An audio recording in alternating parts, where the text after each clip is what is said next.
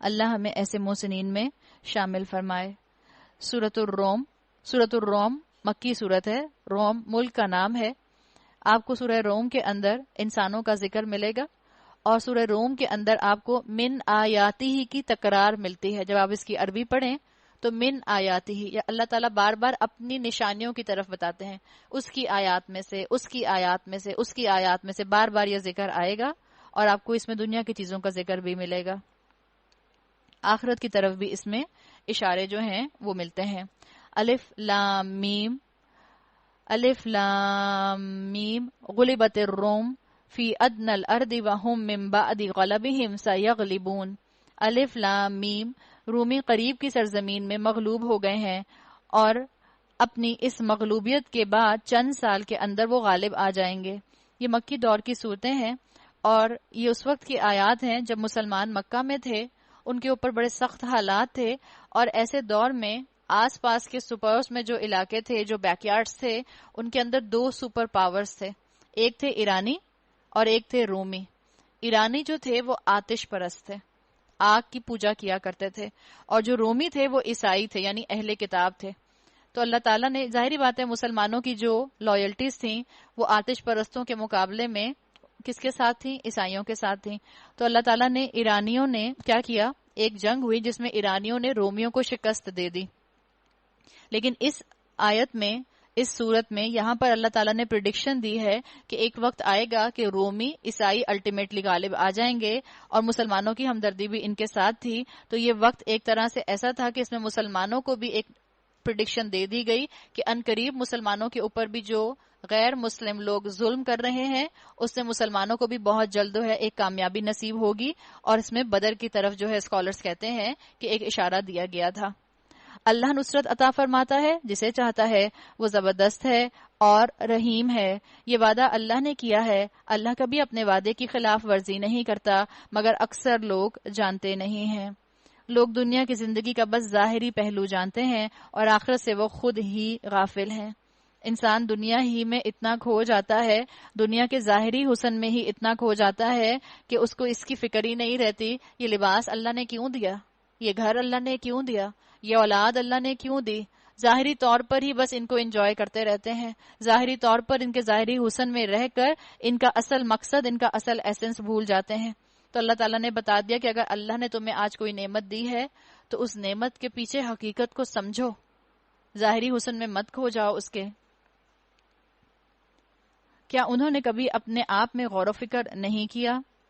اللہ نے زمین اور آسمانوں کو اور ان ساری چیزوں کو جو ان کے درمیان ہیں برحق اور ایک مدت مقرر ہی کے لیے پیدا کیا ہے۔ وَإِنَّ كَثِيرًا مِّنَ النَّاسِ بِلِقَاءِ رَبِّهِمْ لَكَافِرُونَ، مگر بہت سے لوگ اپنے رب کی ملاقات کے منکر ہیں۔ اور کیا یہ لوگ کبھی زمین میں چلے پھرے نہیں ہیں کہ انہیں ان لوگوں کا انجام نظر آتا جو ان سے پہلے گزر چکے ہیں؟ وہ ان سے زیادہ طاقتور تھے، انہوں نے زمین کو خوب ادھیڑا تھا اور اسے اتنا آباد کیا تھا جتنا انہوں نے نہیں کیا۔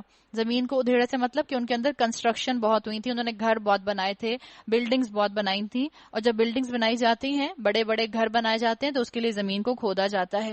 ایک طرح سے یوں سمجھ لیجئے کہ ان کی ترقی کی طرف اشارہ کیا جا رہا ہے کہ جب انہوں نے بہت کنسٹرکشن کی، بہت پروگریس ہوئی ان کے اندر۔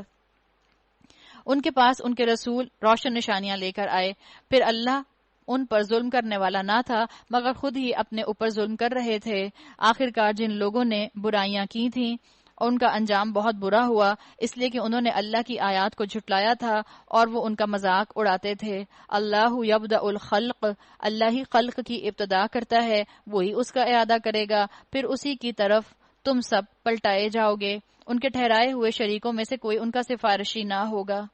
تو بتا دیا گیا کہ قیامت کیسے آئے گی، جب انسان ٹوٹلی ان پریپیئرڈ ہوگا۔ قیامت بتا کے نہیں آئے گی۔ وہ قیامت جب آئے گی تو کیا ہوگا؟ جب وہ برپا ہوگی اس دن مجرم حق دک رہ جائیں گے، حیرت زدہ ہو کر رہ جائیں گے۔ کیسے حیرت زدہ ہوں گے؟ پتہ بھی نہیں چلے گا کہ اگلا قدم جو ہے وہ قیامت کی ساعہ کے اندر آ جائے گا۔ ایک خوف طاری ہوگا انسان کے اوپر۔ تو انسان کو ایک اپنے اوپر خوف آلریڈی رکھنا چاہیے، کیا معلوم کب قیامت آ جائے، میں آج عمل کر لوں۔ ایک اسٹوڈنٹ کو آپ دیکھیں، آپ کو بھی اپنا بچپن یاد آئے گا جو آپ میں سے پڑھ چکے، اپنی سٹڈیز کمپلیٹ کر چکے۔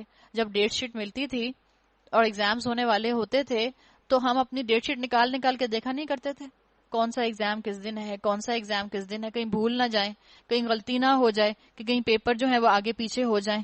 تو اس قیامت کے لیے بھی اگر آپ اور میں پریشان رہیں تو بہتر ہے. اس قیامت کے لیے بھی اگر آپ اور میں فکر کریں تو یہ فکر بہتر ہے کہ یہ نہ ہو کہ جس امتحان کے لیے مجھے اور آپ کو بھیجا گیا ہے ہم اس امتحان کی جگہ کسی اور ہی چیز کی تیاری میں لگے رہیں. تو قرآن کو سنیں، قرآن کو سمجھیں، قرآن پر عمل کریں تاکہ قیامت کی تیاری میں اور آپ اپنی اسی زندگی کے اندر قیامت آنے سے پہلے کر سکیں. ان کے ٹھہرائے ہوئے شریکوں میں سے کوئی ان کا سفارشی نہ ہوگا اور وہ اپنے شریکوں کے منکر ہو جائیں گے. جس روز وہ ساعت برپا ہوگی اس دن سب انسان الگ گروہوں میں بٹ جائیں گے. جو لوگ ایمان لائے ہیں، جنہوں نے نیک عمل کیے ہیں، فَهُمْ فِي رَوْضَةٍ يُحْبَرُونَ، وہ ایک باغ میں شاداں اور فرحان رکھے جائیں گے. اللہ تعالیٰ نے ان کے لیے باغات تیار کر رکھے ہیں. تو ضرورت کس بات کی ہے کہ انسان اپنی نعمتوں کے اندر رہ کر انہی نعمتوں کے ساتھ قیامت کی تیاری کرے، انہی نعمتوں کے ساتھ اپنے آپ کو فلی پریپیئرڈ کرے. جیسے کہتے ہیں نا، فور وارنڈ از فور آرمڈ. پہلے سے تیاری کر کے رکھیں گے تو اس کا مطلب ہے کہ ہم آنے والے وقت کا مقابلہ کر سکیں گے. اللہ نے ایسے ہی لوگوں کے لیے باغات تیار رکھے ہیں. اور جنہوں نے کفر کیا ہے اور ہماری آیات کو اور آخرت کی ملاقات کو جھٹلایا ہے وہ عذاب میں حاضر رکھے جائیں گے. بس تسبیح کرو اللہ کی جبکہ تم صبح کرتے ہو اور جب تم شام کرتے ہو. آسمانوں اور زمین میں اس کے لیے حمد ہے، اور تسبیح کرو اس کی تیسرے پہر جبکہ تم پر ظہر کا وقت آتا ہے. بتا دیا گیا. نماز کے اوقات کی بھی بات ہو سکتی ہے، اسکالرز کہتے ہیں یہاں پر، جو اشارے مختلف اوقات کی طرف کیے گئے ہیں، اور صبح شام کی دعاؤں کی طرف بھی اشارہ ہو سکتا ہے. تو ذکر کی برکت بتائی جا رہی ہے. ذکر کی برکت سے روحانی جو کیفیت انسان کی ہوتی ہے، اگر وہ مردہ ہو گئی ہو تو وہ دوبارہ زندہ ہو سکتی ہے. اللہ کے ذکر سے مردہ دل، مردہ قومیں زندہ ہو جاتی ہیں. وہ زندہ کو مردے میں سے نکالتا ہے، مردے کو زندہ میں سے نکال لاتا ہے. زندگی کو اس کی موت کے بعد زمین کو اس کی موت کے بعد زندگی بخشتا ہے. اسی طرح تم لوگ بھی حالت موت سے نکال لیے جاؤ گے. ان کی نشانیوں میں سے ایک یہ ہے کہ اس نے تم کو مٹی سے پیدا کیا، پھر یکا یک بشر ہو کر تم زمین میں پھیلتے جا رہے ہو. اور اس کی نشانیوں میں سے وَمِنْ آیَاتِهِ ان خلق لکم من انفسکم ازواجا لتسکنوا الیہا، اور اس کی نشانیوں میں سے یہ ہے اس نے تمہارے لیے تمہاری جنس سے بیویاں بنائیں. اسپاؤسز کا ذکر آیا، ازواج کا، تاکہ تم ان کے پاس سکون حاصل کرو. آپ دیکھیں پہلے یہاں آیا وَمِنْ آیَاتِهِ، اور اس کی نشانیوں میں سے ان خلق لکم، کہ اس نے پیدا کیا تمہارے لیے من انفسکم، تمہی میں سے ازواجن، جوڑے، شوہر کے لیے بیوی اور بیوی کے لیے شوہر. لیکن آگے کیا کہا؟ لِتَسْكُنُوا، تاکہ تم سکون حاصل کرو. یہ تم کون ہے؟ کیسے پتا چلے گا تم کون ہے؟ جب آگے اللہ نے کہا الیہا، اس کی طرف. ہا جو ہے وہ واحد مؤنث کا پروناؤن ہے، سنگولر فیمنن پروناؤن ہے. تو یہ کہہ کر اللہ نے اشارہ کر دیا کہ اللہ نے سکون کو عورت کے پاس رکھا ہے، اور عورت میں سے بھی بیوی کے رشتے میں اللہ تعالیٰ نے سکون رکھا ہے. پہلا رشتہ جو مرد اور عورت کے درمیان میں قائم ہوا وہ شوہر اور بیوی کا رشتہ تھا، جو حضرت آدم اور بیوی حوا کے درمیان میں قائم ہوا. تو یہاں بتا دیا گیا کہ جس اللہ نے تم کو مٹی سے بنایا ہے اسی اللہ نے تم میں جذبات ڈالے ہیں. اللہ نے یہاں پر بہترین تصور دیا ہے شوہر اور بیوی کے رشتے کا. بعض اسکالرز کہتے ہیں کہ ہم سمجھتے ہیں کہ قرآن میں رومانس کا ذکر نہیں آتا، تو یہ سب سے بہترین کہتے ہیں رومانس کی جگہ ہے، رومانٹک ایسپیکٹ ہے جو یہاں بیان کیا گیا ہے، جہاں پر اللہ تعالیٰ نے نکاح کے دائرے کے اندر شوہر اور بیوی کے معاملے کو بتایا ہے کہ نکاح کے باہر اگر یہ کام ہوگا تو وہ خیانت ہوگی، اور جب خیانت ہوگی، جو ایکسٹرا میرٹل افیئر ہوگا، وہ اللہ کی نظر میں گناہ ہے، گناہ کبیرہ ہے. بہترین ازدواجی زندگی کی بات ہے، اور بہترین ازدواجی زندگی کب ہوتی ہے؟ جب جو بیویاں ہیں وہ شوہروں کی، شوہر کی مزاج شناس ہوں. مزاج شناس شوہر بھی ہوں تو بھی اچھا ہے، لیکن بیوی مزاج شناس ہوتی ہے تو اس کا بڑا فائدہ ہوتا ہے. آپس میں سینس آف ہیومر ہونا چاہیے. اچھی بیوی کیا؟ جو جس کے ہاتھ میں اپنے شوہر کا تھرموسٹیٹ ہو، جس کو پتا ہو کہ اس وقت موڈ کیسا ہے، اس وقت مجھے کیسی بات کرنی ہے، جس کو اندازہ ہو کہ اس وقت غصے میں ہے تو اس وقت میں کم بولوں، جس کو اندازہ ہو کہ اس وقت اگر وہ فارغ بیٹھے ہیں اور بور ہو رہے ہیں تو اپنا موبائل فون تھوڑی دیر کے لیے بند کر کے سائڈ پہ رکھ دوں، کوشش کر کے سائلنٹ کر دوں. اچھی بیوی کون؟ مزاج شناس بیوی کون؟ جو اپنے شوہر کی شکل دیکھ کر موڈ کو سمجھ جائے کہ کیسے ہے. اچھی بیوی کون؟ جو اپنے شوہر کو آتے جاتے آئی لو یو بولے. اچھی بیوی کون؟ جو اپنے شوہر کو ٹیکسٹ بھی کرے. آفس میں ہے تو کبھی ٹیکسٹ کر کے ان کو بھی پوچھ لیا کریں. جب کہتے ہیں اچھا ہے جب آئیں گے، جتنی دیر نہ آئیں اتنا اچھا ہے، یہ کام کر لوں، یہ کام کر لوں، یہ کام کر لوں. اچھی بیویوں کی بات کی گئی اور یہ بتا دیا گیا کہ انسان جس محبت کو ڈھونڈتا ہے وہ محبت اللہ تعالیٰ نے نکاح کے دائرے میں رکھی ہے. تو آپ اپنے شوہر کے ساتھ خوب رومانس کریں، اپنے شوہر کو ٹیکسٹنگ کریں، اپنے شوہر کو لو لیٹر لکھیں، اپنے شوہر کو جو ہے آپ فون کریں، اپنے شوہر کو جو ہے وہ سرپرائز گفٹ دیں. اپنے شوہر اپنی ماں کے سامنے اپنے شوہر کو مسکرا مسکرا کر دیکھیں، امی ڈانٹیں گی بھی نہیں، الٹا خوش ہوں گی. تو یہ تو ایسا رشتہ ہے جس میں اللہ تعالیٰ نے بہترین طریقے سے آپ کے اور میرے لیے جنت کمانے کے دروازے کھول دیے ہیں. اللہ کے رسول صلی اللہ علیہ وسلم نے فرمایا، نیک عورت، نیک بیوی جو 5 وقت کی نماز پڑھے، رمضان کے روزے رکھے، اللہ کی فرما بردار ہو اور شوہر کی فرما بردار ہو، امانت دار ہو، جنت کے جس دروازے سے چاہے داخل ہو جائے. کتنی آسان زندگی آپ کی اور میری. تو شوہروں کی عزت کریں. کبھی بھی شوہروں کو اپنے شوہر کو کسی دوسرے کے شوہر سے کمپیئر نہ کریں. کبھی بھی شوہر کے سامنے نہ کہیں. مثال کے طور پر آپ نے میری بہن کے شوہر کو دیکھا ہے، کتنا اچھا کماتے ہیں، کتنی اچھی طرح بات کرتے ہیں، کتنی اچھی طرح معاملہ فہمی کرتے ہیں. شوہر کی انا پر چوٹ لگے گی. یہ بات مان لیں اور اس بات کو ایڈمٹ کر لیں کہ اللہ تعالیٰ نے مردوں کے اندر انا رکھی ہے. اس انا کو بلا وجہ آپ اور میں ختم کرنے کی کوشش کریں گے تو فساد اور جھگڑا ہوگا. شوہر کی انا کو اونچا ہی رہنے دیں. اپنے شوہر کے سامنے کبھی بھی کسی دوسرے کے شوہر کی تعریف نہ کریں. لیکن ہم عورتوں کی مت ماری جاتی ہے کہ اپنے شوہروں کے سامنے اپنی فرینڈز کے شوہروں کی ضرور تعریفیں کرتی ہیں. اس کے شوہر اتنے اچھے، اس کو گفٹ لا کر دیتے ہیں. اس کے شوہر اتنے اچھے، اس کو ویکیشن میں وہاں لے کے جا رہے ہیں. اس کے شوہر اتنے اچھے، اس کو بغیر کہے عید کا گفٹ لا کر دے دیا. یہ باتیں نہ کریں اپنے شوہروں کے سامنے، اس سے بلا وجہ موڈ خراب ہوگا. ایک زمانے میں کہا کرتے تھے نا کہ شوہر جو ہیں وہ سر کا تاج ہیں. شوہر سر کا تاج ہیں. تو شوہر کو سر کا تاج کیسے بنایا جائے گا؟ جس کے سر پر تاج ہوتا ہے وہ کتنا کیئرفل ہوتا ہے، زیادہ ہلتا جلتا نہیں ہے، زیادہ جھکتا وکتا نہیں ہے اپنے سر کے تاج کو سنبھالنے کے لیے. تو شوہروں کے موڈ سمجھنے کے لیے بھی عقل مند بیویاں جو ہیں اس چیز کا خیال رکھتی ہیں. اللہ نے آپ کے پاس سکون رکھ دیا ہے تو ایک چیز کا یہ خیال رکھیں کہ ہم ان کے جذبات کا خیال رکھیں، ان کی انا کا خیال رکھیں. پھر سکولرز یہ بھی کہتے ہیں کہ جو اچھی بیویاں ہوتی ہیں وہ اپنے سلیقے سے اپنے شوہروں کا دل جیت لیتی ہیں. سلیقہ بھی ایک طریقہ ہوتا ہے کہ شوہروں کا دل جیت لیا جائے.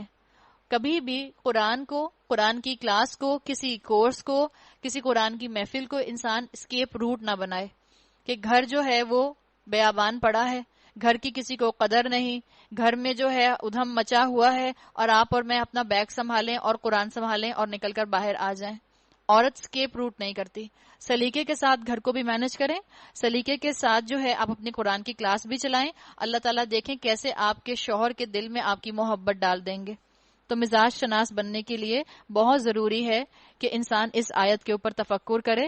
اللہ تعالیٰ اس کے انشاءاللہ دل کو کھول دے گا. اور اللہ تعالیٰ سب بچیوں کو توفیق دے کہ جب وہ شوہروں والی بنے اور جو شوہروں والی ہیں وہ بہترین طریقے سے اپنے شوہروں سے محبت کرنے والی ہوں. سافٹ سکلز اپنی بیٹیوں کو سکھائیں تاکہ ان کو گھر چلانے آئیں. آج ہمارے معاشرے میں ہم جس دور میں رہتے ہیں اس دور میں اوور ایکسپیکٹیشنز ہیں. شوہر کو بیوی سے اوور ایکسپیکٹیشنز ہیں، بیویوں کو شوہروں سے اوور ایکسپیکٹیشنز ہیں. اور ان اوور ایکسپیکٹیشنز کا ایک بہت بڑا روٹ کاز ہمارا میڈیا ہے. ہر وقت پلکیں جھپکاتی ہوئی خوبصورت سی جو ہے وہ گرل فرینڈ نظر آتی رہتی ہے. ہر وقت گرل فرینڈ کی تعریفیں کرتا ہوا شوہر نظر آتا رہتا ہے. یا ٹی وی میں اگر آپ کو ڈراموں کے اندر یا فلموں کے اندر شوہر دکھائے جاتے ہیں تو وہ بھی جو ہر وقت بیویوں کے ناز نخرے اٹھا رہے ہیں. ہر وقت ایسا نہیں ہوتا. ہم سب جانتے ہیں جو شادی شدہ ہیں پریکٹیکل لائف میں ایسا ممکن نہیں ہوتا. ہر وقت شوہر آپ کے پیچھے پیچھے نہیں پھر سکتا. ہر وقت شوہر آپ کے لیے گفٹ نہیں لا سکتا. ہر وقت شوہر جو ہے وہ آپ کو پیمپر نہیں کر سکتا. کبھی اس اللہ کے بندے کو غصہ بھی آ سکتا ہے، کبھی وہ باہر کی کسی ٹینشن میں بھی ہو سکتا ہے، کبھی آپ کا اور اس کا جھگڑا بھی ہو سکتا ہے. تو بی پریکٹیکل. زندگی کی چاشنی انہی چیزوں کے ساتھ ہے. اگر ہم نے اپنے کرائیٹیریا کو صرف اور صرف فیری ٹیلز کے ذریعے بنا لیا تو ہمارے ذہن میں صرف پرنس چارمنگ آئے گا. وہ جو کبھی بھی اپنی پرنسس کو نہیں ڈانٹتا، وہ جو ہر وقت اس کا جوتا لے کر اپنی پرنسس ڈھونڈتا رہتا ہے. ہمارے بچوں کے ذہنوں میں تو وہی کانسیپٹ آ گیا، پرنس اور پرنسس والا. اس طرح سے گھر نہیں بنتے، مزاج شناس بننا ہوگا، اور اس مزاج شناسی کی وجہ سے گھروں کے اندر سکون ڈیویلپ ہوتا ہے۔ اللہ نے کہہ دیا وَجَعَلَ بَيْنَكُمْ مَوَدَّةً وَرَحْمَةً، اللہ نے بیویوں کو بنایا تاکہ تم اس کے پاس سکون حاصل کرو، اور تمہارے درمیان محبت اور رحمت پیدا کر دی۔ یہ محبت اور رحمت پیدا کب ہوگی؟ جب بیوی مزاج شناس ہوگی۔ اور بیویوں کا مزاج شناس ہونا کس چیز سے ثابت ہوتا ہے؟ اگر آپ کو موقع ملے حضرت خدیجہ رضی اللہ عنہا کی سیرت پڑھیے، کتنی مزاج شناس تھی حضرت خدیجہ رضی اللہ عنہا۔ آپ صلی اللہ علیہ وسلم ان سے اپنی ہر بات ڈسکس کیا کرتے تھے۔ جب وحی آئی پہلی تو پریشان ہو گئے، گھر آئے، اب یہ نہیں کہ خاموشی 10 دن تک خاموشی، 20 دن تک خاموشی، اور بیوی کو کچھ بتا ہی نہیں رہے، باقی باہر فرینڈز کو جا کے سب کچھ بتا رہے ہیں۔ نہیں، سب سے پہلے اپنی بیوی کو بتایا، اس لیے کہ ان کو پتا تھا کہ ان کی بیوی ان کو اچھا مشورہ دیں گی۔ حضرت ختیجہ کیا کرتی تھی جب کفار اللہ کے رسول صلی اللہ علیہ وسلم کے اوپر مختلف ٹائٹلز لگایا کرتے تھے؟ جا کے کفار کا مقابلہ نہیں کیا کرتی تھیں، اپنے شوہر کو تسلی دے دیا کرتی تھیں، مزاج شناس تھیں۔ جب انہوں نے دیکھا کہ اللہ کے رسول پریشان ہے کہ ان پر کوئی فرشتہ آیا ہے، کیا وہ فرشتہ تھا یا وہ جن تھا یا وہ کیا تھا، وہ خواب تھا، تو حضرت خدیجہ نے کہا کہ اللہ آپ کو رسوا نہیں کرے گا، آپ تو غریبوں کا خیال رکھتے ہیں، آپ اللہ کے نیک بندے ہیں۔ یہ ہوتی ہے مزاج شناس بیوی۔ اللہ مجھے اور آپ کو اپنے شوہروں کی مزاج شناس بیویاں بنائے۔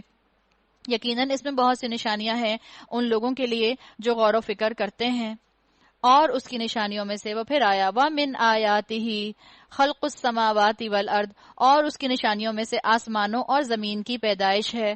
اللہ جس چیز کو دیکھیں آیت کہہ دیتا ہے نا، من آیاتہ، آیت کا مطلب ہوتا ہے نشانی۔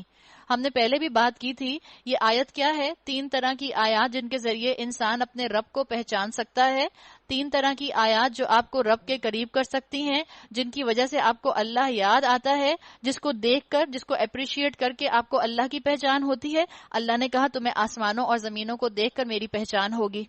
جب آسمان کو دیکھو گے تمہیں میری یاد آئے گی، تم اپریشیٹ آسمان کو کر رہے ہوگے لیکن اصل میں تم اللہ کی قدرت کو اپریشیٹ کر رہے ہوگے۔ اور کیا کہا؟ وَاخْتِلَافُ أَلْسِنَتِكُمْ وَأَلْوَانِكُمْ، تمہارے رنگوں میں اور تمہاری زبانوں میں اللہ نے کہا نشانیاں ہیں۔ کیا نشانیاں ہیں؟ اللہ تعالیٰ نے کہا زبانوں کا مختلف ہونا، اللہ نے کہا تمہارے لیے ایک آیت ہے، ایک نشانی ہے۔ ڈفرنٹ کلچر کا ہونا، لوگوں کے اندر ڈائیورسٹی ہونا، یہ اللہ کی آیات ہیں۔ مطلب کیا ہے؟ ان کو دیکھ کے تمہیں اللہ یاد آ جائے۔ جب ہم مختلف لوگوں کو دیکھیں، کوئی بنگلہ بولتا ہے، کوئی انگلش بولتا ہے، کوئی فرینچ بولتا ہے، کوئی ڈچ بولتا ہے، کوئی پنجابی بولتا ہے، کوئی سندھی بولتا ہے، کوئی بلوچی بولتا ہے، تو ایک دوسرے کی زبانوں کا مذاق مت اڑانا۔ وَمِنْ آیَاتِهِ، یہ اللہ کی نشانیوں میں سے ہے۔ کیا چیز اللہ کی نشانیوں میں سے ہے؟ وَاخْتِلَافُ أَلْسِنَتِكُمْ، تمہاری زبانوں کا مختلف ہونا۔ جو علم، جو اسما اللہ تعالیٰ نے آدم علیہ السلام کو سکھا دیے تھے، انہی علوم کا، انہی اسما کا ایکسفولیشن ہو رہا ہے کہ اب مختلف لوگ مختلف زبانیں بولتے ہیں۔ یہ مختلف لوگوں کا مختلف ایکسنٹ میں بولنا، اس کا مذاق مت اڑانا۔ وَمِنْ آیَاتِهِ، یہ اللہ کی نشانیوں میں سے ہے۔ وَأَلْوَانِكُمْ، اور تمہارا مختلف رنگوں کا ہونا۔ ریسزم جو ہے وہ مسلمان کے اندر نہیں ہوتا، مسلمان ریسسٹ نہیں ہوتا، مسلمان کسی کو کالا اور کسی کو گورا نہیں کہتا۔ کہہ دیا گیا وَمِنْ آیَاتِهِ، کسی کا رنگ کیسا، کسی کا قد کیسا، کسی کی ناک کیسی، اس کے لیے تمہیں ریسسٹ نہیں بننا، بلکہ یہ وَمِنْ آیَاتِهِ، یہ اللہ کی نشانیوں میں سے ہے۔ ان کو دیکھ کے تمہیں کون یاد آئے؟ اللہ یاد آئے۔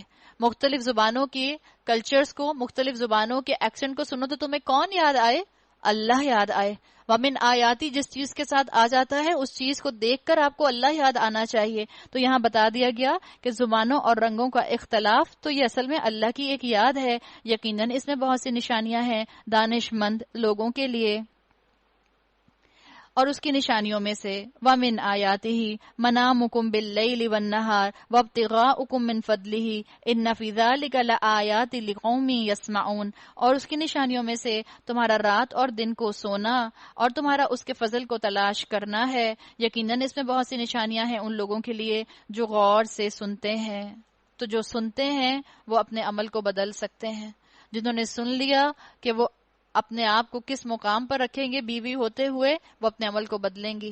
جنہوں نے سمجھ لیا وہ شوہر کو شوہر کا مقام دیں گی، اپنے آپ کو اپنے مقام پر رکھیں گی، ایکویلٹی کا نعرہ نہیں لگائیں گی۔ آپ کے اور میرے لیے سبق. وَمِنْ آیَاتِهِ يُرِيكُمُ الْبَرْقَ خَوْفًا وَطَمَعًا وَيُنَزِّلُ مِنَ السَّمَاءِ مَاءً، اور اس کی نشانیوں میں سے یہ ہے کہ وہ تمہیں بجلی کی چمک دکھاتا ہے، خوف کے ساتھ بھی، طمع کے ساتھ بھی، آسمان سے پانی برساتا ہے، پھر اس کے ذریعے سے زمین کو اس کی موت کے بعد زندگی بخشتا ہے. ذَلِكَ لَآيَاتٍ لِقَوْمٍ يَعْقِلُونَ، یقیناً اس میں بہت سی نشانیاں ہیں ان لوگوں کے لیے جو عقل سے کام لیتے ہیں. جو سنتا ہے وہ اپنے مقام کو پہچانتا ہے، جو اپنے مقام کو پہچانتا ہے وہ رب کے سٹیٹس کو جان جاتا ہے، اور جو رب کے سٹیٹس کو جان جاتا ہے وہ بندگی کے سٹیٹس پر آ جاتا ہے، بندگی کی کیفیت پر آ جاتا ہے.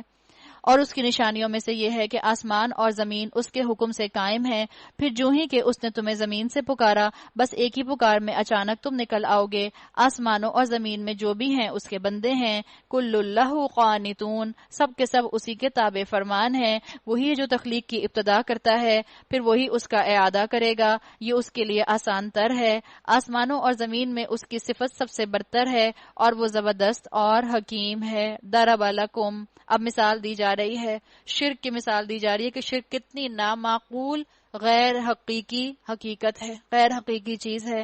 ضرب لکم مثلا من انفسکم، وہ تمہیں خود تمہاری اپنی ہی ذاتوں سے ایک مثال دیتا ہے. کیا تمہارے ان غلاموں میں سے جو تمہاری ملکیت میں ہیں کچھ غلام ایسے بھی ہیں جو ہمارے دیے ہوئے مال و دولت میں تمہارے ساتھ برابر کے شریک ہوں، اور تم ان سے اس طرح ڈرتے ہو جس طرح آپس میں اپنے ہمسروں سے ڈرتے ہو؟ اس طرح ہم آیات کھول کر پیش کرتے ہیں ان لوگوں کے لیے جو عقل سے کام لیتے ہیں، مگر یہ ظالم بے سمجھے بوجھے اپنی تخیلات کے پیچھے چل پڑے ہیں. اب کون اس شخص کو راستہ دکھا سکتا ہے جسے اللہ نے بھٹکا دیا ہو؟ وَمَا لَهُم مِّن نَاصِرِينَ، ایسے لوگوں کا تو کوئی مددگار نہیں ہو سکتا. فَأَقِمْ وَجْهَكَ لِلدِّينِ حَنِيفًا فِطْرَتَ اللَّهِ الَّتِي فَطَرَ النَّاسَ عَلَيْهَا لَا تَبْدِيلَ لِخَلْقِ اللَّهِ ذَلِكَ الدِّينُ الْقَيِّمُ. پس اے نبی صلی اللہ علیہ وسلم اور نبی کے فالوورز، یکسو ہو کر اپنا رخ اس دین کی سمت میں جما دو، قائم ہو جاؤ اس فطرت پر جس پر اللہ نے انسانوں کو پیدا کیا ہے. اللہ کی بنائی ہوئی ساخت بدلی نہیں جا سکتی. لا تبدیل لخلق اللہ، اسلام ہی دین فطرت ہے. جس نے فطرت بنائی ہے اسی نے شریعت دی ہے، ٹیلر میڈ شریعت ہے. تو شریعت کو قائم کرو، اس کے احکامات کو سمجھنے کی کوشش کرو. کھلے دل کے ساتھ سمجھو گے تو تمہاری فطرت کو اس کے احکامات سمجھ آئیں گے. تمہاری فطرت اور شریعت سنکرنائزڈ ہے. اللہ نے قانون بتا دیا. لا تبدیل لخلق اللہ، لا تبدیل لخلق اللہ سے ایک مراد تو یہ ہے کہ اللہ نے جو انسان کی فطرت بنائی ہے وہ بدل نہیں سکتی. ہم نے بات کی تھی کل بھی بدیہات فطرت پر. فطرت سچ کو جان جاتی ہے، فطرت جھوٹ کو پہچان جاتی ہے، فطرت ایمان اور نفاق کے اندر فرق کر سکتی ہے، فطرت جو ہے وہ گناہ اور ثواب کے اندر فرق کر لیتی ہے، فطرت جو ہے وہ بے حیائی اور حیا کو سمجھ جاتی ہے. اسی طرح سے لا تبدیل لخلق اللہ، جو چیز اللہ نے آپ کی بنا دی اس کے اندر تبدیلی نہیں ہو سکتی. یعنی انسان اپنے جسم پر کوئی ایسی پرماننٹ تبدیلی نہیں کر سکتا جس کی وجہ سے اس کی تخلیق بدل جائے. مثال کے طور پر کوئی جو ہے وہ ٹیٹو بنا لے جسم کے اوپر، پرماننٹ ٹیٹو نہیں بنایا جا سکتا. تب میں تخلیق میں تبدیلی، یا کوئی عورت جو ہے وہ اپنے بچے نہ ہونے پر کہ بچے اور مزید نہ ہو وہ ٹیوبلائگیشن کرا لے، یہ خلق میں تبدیلی ہے. علماء کہتے ہیں یہ اس کی اجازت نہیں ہے. مرد وسیکٹمی نہیں کرا سکتے، ٹیوبز کو ٹائی نہیں کروا سکتے تاکہ آئندہ ان کے ہاں اولاد نہ ہو، یہ بھی اللہ کی خلق میں تبدیلی ہے، اس کی اجازت نہیں ہے. ہر وہ طریقہ کار جو ریورسبل نہیں ہے، سمجھ لیں اس کی اسلام میں اجازت نہیں ہے. چاہے وہ کوئی آپ کی جو ہے وہ کاسمیٹک سرجری ہو، چاہے وہ کوئی فزیکل میڈیکل سرجری ہو، ہر اس چیز کی اجازت نہیں ہے جس کے اندر پرماننٹ تبدیلی آ جائے، سوائے ایکسیپشنز کے. کہ کہیں اگر مثال کے طور پر کسی عورت کو یہ فتویٰ لینا پڑ جائے کہ میں ٹیوبلائگیشن کرا رہی ہوں اس لیے کہ اگر مزید بچے ہوئے تو مثال کے طور پر ٹیوب برسٹ ہو جائے گی یا اس کا یوٹرس جو ہے اس کو نقصان پہنچنے کا خدشہ ہے، تو وہ فتویٰ لے کر یہ کام کرا سکتی ہے، ورنہ کوئی بھی پرماننٹ تبدیلی اپنے جسم کے اندر نہیں کرائی جا سکتی. یہ اسلام کی بنیاد ہے. یہی بالکل راست اور درست دین ہے، مگر اکثر لوگ نہیں جانتے. قائم ہو جاؤ اس بات پر اللہ کی طرف رجوع کرتے ہوئے اور ڈرو اس سے. نماز قائم کرو اور نہ ہو جاؤ ان مشرکین میں سے جنہوں نے اپنا اپنا دین بنا لیا ہے اور گروہوں میں بٹ گئے ہیں. ہر گروہ کے پاس جو کچھ ہے اسی میں وہ مگن ہے. لوگوں کا حال یہ ہے کہ جب انہیں کوئی تکلیف پہنچتی ہے تو اپنے رب کی طرف رجوع کر کے اسے پکارتے ہیں، پھر جب وہ کچھ اپنی رحمت کا ذائقہ انہیں چکھا دیتا ہے تو یکایک ان میں سے کچھ لوگ شرک کرنے لگتے ہیں تاکہ ہمارے کیے ہوئے احسان کی ناشکری کریں۔ اچھا مزے کر لو، ان قریب تمہیں معلوم ہو جائے گا کیا ہم نے کوئی سند اور دلیل ان پر نازل کی ہے جو شہادت دیتی ہو اس شرک کی صداقت پر جو یہ کر رہے ہیں۔ وَإِذَا أَذَقْنَا النَّاسَ رَحْمَةً فَرِحُوا بِهَا، جب ہم لوگوں کو رحمت کا ذائقہ چکھاتے ہیں تو وہ اس پر پھول جاتے ہیں، اور جب ان کے اپنے کیے کرتوتوں سے ان پر کوئی مصیبت آتی ہے تو وہ یکایک مایوس ہونے لگتے ہیں۔ وَإِن تُصِبْهُمْ سَيِّئَةٌ بِمَا قَدَّمَتْ أَيْدِيهِمْ، اللہ نے کہا جو تم پر مشکل آتی ہے تمہارے اپنے ہاتھوں کی کمائی ہوتی ہے، جو تمہارے حالات میں خرابی آتی ہے تمہارے اپنے ہاتھوں کی کمائی ہوتی ہے، وہ یکایک مایوس ہونے لگتے ہیں۔ آپ دیکھیں پھر دوبارہ اگر ہمارا ذہن واپس سورہ فاتحہ پر جائے تو کیا اللہ تعالیٰ نے وہاں کہا تھا، بندے نے دعا کی تھی اللہ ان لوگوں کا راستہ دے جن پر تو نے انعام کیا تھا، انعمت علیہم، لیکن جب بات آئی جن پر غضب کیا گیا تو یہ نہیں آیا کہ اللہ ان لوگوں کے راستے سے بچا جن پر تو نے غضب کیا تھا، وہاں اللہ کا ذکر ہی نہیں آیا۔ اسکالرز کہتے ہیں اللہ کا اتنا غضب ہے ان کے عمل کے اوپر کہ اللہ نے وہاں پر اپنے غضب کو وہاں مینشن کرنا بھی مناسب نہیں سمجھا۔ تو ہم ترجمے میں یہ نہیں کہتے سورہ فاتحہ کہ اللہ ان لوگوں کے راستے سے بچا جن پر تیرا غضب ہوا، تو تیرا کا لفظ ہم استعمال نہیں کر سکتے اس لیے کہ وہاں آیت میں یہ لفظ آیا ہی نہیں، کا پروناؤن آیا ہی نہیں، جن پر غضب ہوا یا جو بھٹکے ہوئے تھے۔ تو اللہ تعالیٰ نے یہاں بھی بتا دیا جو بھٹکتا ہے اپنے ہاتھوں کی کمائی کی وجہ سے بھٹکتا ہے۔ اللہ نے قرآن میں پہلے بھی کئی دفعہ کہا ہے اللہ نے ان پر ظلم نہیں کیا، انہوں نے اپنی جانوں پر خود ظلم کیا۔ کیا یہ لوگ دیکھتے نہیں ہیں اللہ ہی رزق کشادہ کرتا ہے، جس کا چاہتا ہے تنگ کرتا ہے، جس کا چاہتا ہے اللہ تعالیٰ جو ہے آسانی کرتا ہے، جس کو چاہتا ہے اس کا ہاتھ تنگ کر دیتا ہے۔ یقیناً اس میں بہت سی نشانیاں ہیں ان لوگوں کے لیے جو ایمان لاتے ہیں۔ کیا نشانیاں ہیں؟ کہ ان کے ایمان کا لیول جو ہے وہ بڑھ جاتا ہے، ان کے ایمان کا لیول اونچا ہو جاتا ہے۔ فرعون کا ایمان نہیں تھا، لیکن کیا فرعون جو ہے وہ زندگی میں کبھی بیمار نہیں پڑا؟ بیمار تو پڑتا تھا۔ فرعون کا ایمان نہیں تھا، لیکن کیا زندگی میں کبھی اس کے اوپر رسوائی نہیں آئی تھی؟ اگر ایمان ہوتا تو ہر آزمائش اس کے ایمان کو بڑھا دیتی، لیکن کیونکہ فطرت کے اندر اس نے تبدیلی کی تھی، اپنے آپ کو گھمنڈ کا شکار کیا تھا، تو ہر آزمائش اس کے ایمان کے لیول کو نہیں بڑھاتی تھی۔ ایمان اور تقدیر، ان دو چیزوں کے درمیان میں انسان کبھی کنفیوز نہ ہو۔ اللہ تعالیٰ نے یہاں یہ بات مینشن کر دی، رزق اللہ کے ہاتھ میں ہے، اس کا تعلق جو ہے وہ تمہارے اعمال سے نہیں ہے۔ ایمان الگ ہے، تقدیر الگ ہے۔